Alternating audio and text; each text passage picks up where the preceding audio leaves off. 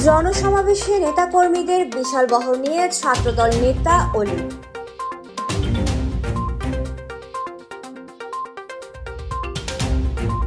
সারা দেশে দ্রব্যমূল্যের ঊর্ধ্বগতি রোধ, আইন শৃঙ্খলা পরিস্থিতির উন্নয়ন এবং দ্রুত সময়ের মধ্যে নির্বাচনের রোড ম্যাপ ঘোষণার দাবিতে রাঙ্গামাটি জেলা বিএনপি আয়োজিত সমাবেশে নেতাকর্মীদের বিশাল বহর নিয়ে যোগ দিয়েছেন রাঙ্গামাটি সরকারি কলেজ ছাত্রদলের সাবেক সদস্য সচিব ও জেলার সভাপতি পদপ্রার্থী অলি আহাদ।